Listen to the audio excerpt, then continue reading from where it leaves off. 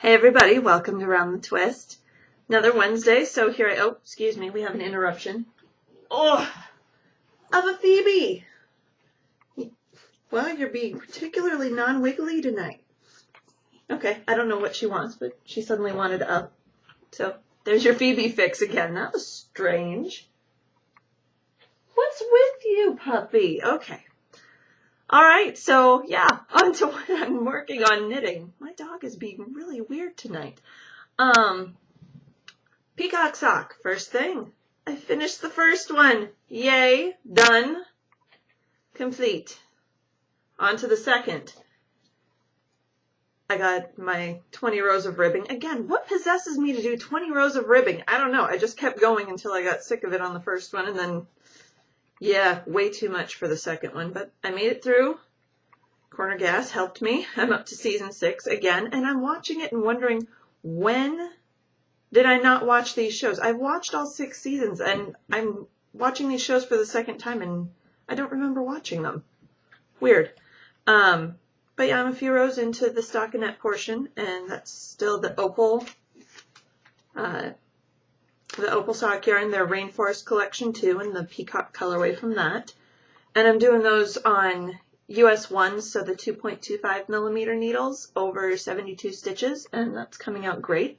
Another pair of work socks, hopefully get them done soon because my other ones are starting to show their wear. Okay, Christmas knitting.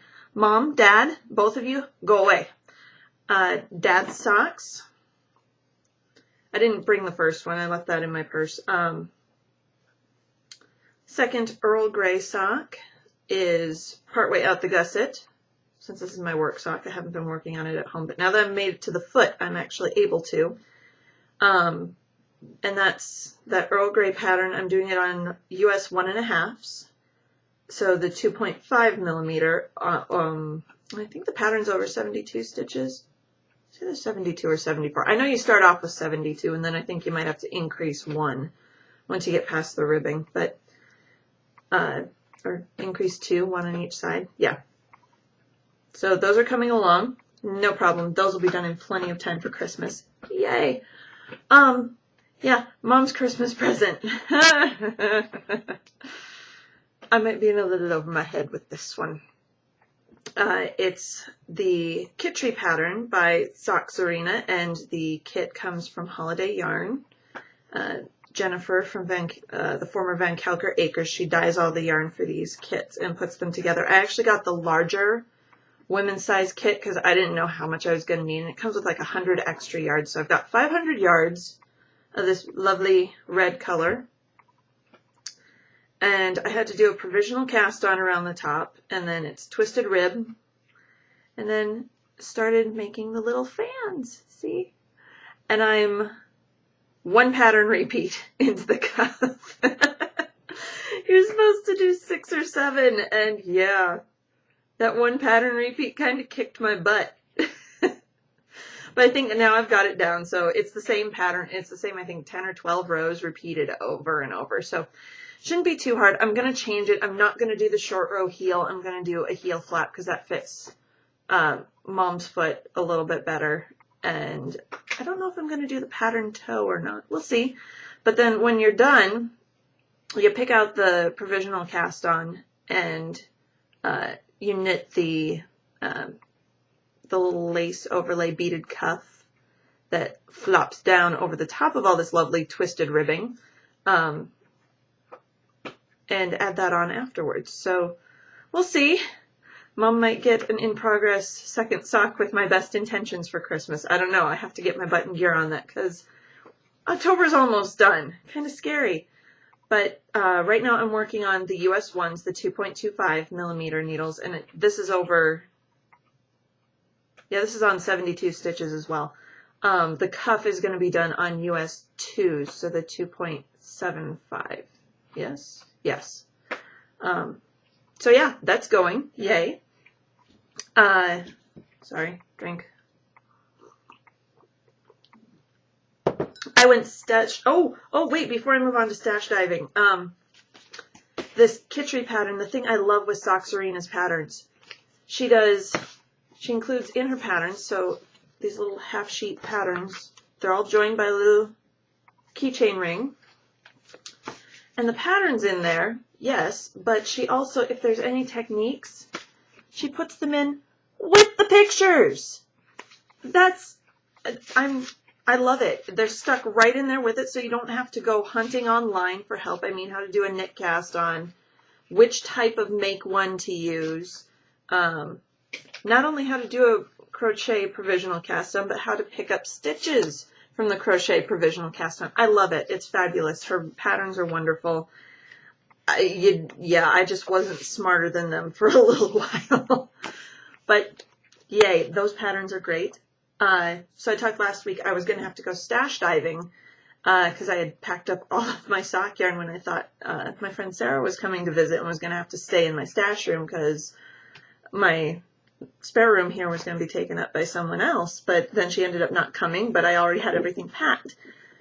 So I didn't know where the yarn was that I wanted to use for her Christmas present. And I think what I'm going to do for her is I'm going to knit her the Pretty Thing cowl that I talked about a few weeks ago. And then also do some fingerless gloves. But rather than send away for an order, I went stash diving. And I knew somewhere, Eric from the Sweaters for Dragons podcast had been out to visit last year, I think, and he had brought along presents. He also runs the online yarn company called Cables and Lace, and I'll link to everything. And he dyed up a colorway just for me. It's called Karen's Hospital Blues. And let me tell you, if this was the color of my nursing uniform, I would not be complaining about going to work so much. This is a beautiful blue. I love this blue. It's gorgeous. He dyed it up in his merino silk blend, the Dragon Feet. It's 70/30. And he brought me two. So I have plenty to do a pair of fingerless mitts for Sarah along with the Pretty Thing cowl because it won't even take a whole skein for the Pretty Thing cowl. So yay, I found those and that will be getting started soon. Maybe not this week, but soon. I've got a little letterboxing event to go to on Saturday, and so tonight is going to be spent carving stamps so I can plant letterboxes down in the park. So yeah, yay for finding what I knew I still had and was hoping and praying I hadn't given away. Spinning, this is the same bobbin I showed you last week. I am still working on the Twist and Shout. I'm on the second bunch of it that is down on the wheel right now, which is why I didn't bring the new bobbin up, but it's not done. Still the first third and a bit, maybe like 1/3 of the second bit that I'm spinning is done and on singles on the bobbin. And my finished object of the week, this lovely, lovely shawl. See.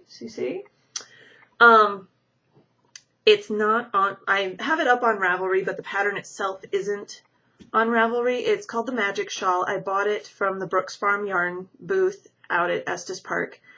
And the only designer note on it was that it was by Yarn Fairy. Who Yarn Fairy is, I don't know. If she's watching this, come forward, please. It's basically a garter stitch shawl with this lovely lace sideways knitted on lace edging on it. And I did it out of the Acero. This is what I had left over out of 2 skeins. I just barely, I think I used maybe like 13 grams of yarn out of the second ball of yarn, and I did the medium size. There's 3 different sizes. It's the Acero yarn line, which is a superwash wool, silk, and viscose sock yarn blend. And in the highly imaginative colorway of M25, it's greens and blues. It's gorgeous. Did it on a US size 10, so a 6mm needle, and it knit up so fast. So fast. I think the edging actually took me longer to do than the shawl itself. And it's just garter stitch with increases in 4 different places every other row, and with a yarn over row right there thrown in every so often. But yeah. And the shawl pin I'll link to. I think it's from Nicholas and Felice on Etsy. But I will see, I'm running out of time, so I guess I will see you guys next week. And until then, happy knitting. Have a great week.